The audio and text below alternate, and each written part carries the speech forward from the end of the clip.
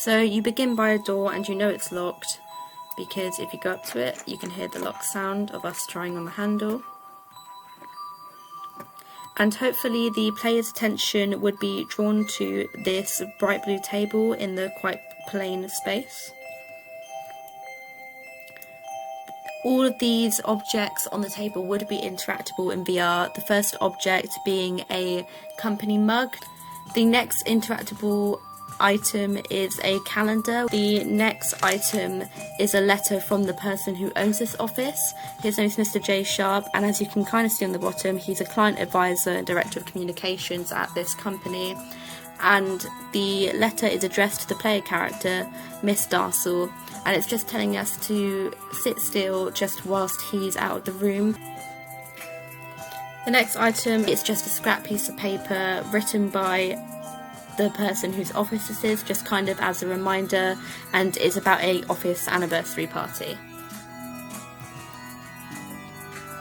As you can see, there's kind of a waiting room electric sign here, and if you walk towards it, it triggers a next customer screen.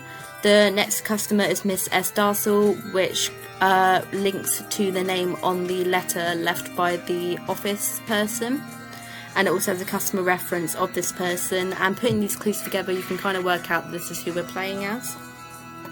Your attention would hopefully be caught by this kind of guiding lantern above a safe here. This would be interactable in VR, and you would be able to see that it needs a code to be entered into.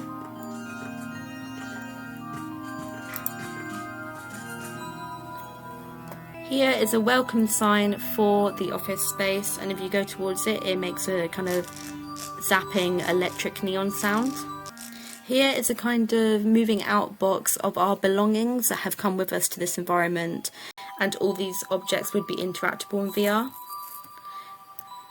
The first object is a black and white photo of an unknown couple. The next object is a provisional driving licence of our player character Sheridan Darcel, and just tells us information like her name, where she lives and her birth date. The item next to this is a letter from Sheridan's mum, and we can kind of infer from this letter that she might be having relationship issues that are stopping her from contacting her loved ones, and that her mum is worried about her. And the next item, which makes a kind of chain necklace metallic noise if you go towards it, is a old necklace. So we might want to kind of use some of these objects to try a code for the safe. So perhaps the birth date of the player character on the license, which you would be able to see when you pick it up in VR, and realise that's the incorrect code. We might then use some of the dates and numbers on the objects on this table to try for the code. So for example, the date on this is the 17th of November. We might type in 1711, and then we'd realise that this is still the incorrect code. And finally, we might have our attention brought back to this screen, which has a 4-digit customer reference number on it, and if we tried 1611 in VR, we would realise that this is the correct code. And we would read it, and we would be able to see by picking it up and interacting with it that it is kind of a file about the death of the player character and what's brought her here. She has passed away, and this office is kind of acting as a purgatory to decide where she should go next. It includes death details such as her death date, how she died, and also the kind of details of what actually happened. So we know from the provisional license we looked at earlier on that this character can't drive, and she relies on her partner, who I've called Kevin Daniels, to drop her off to work every day.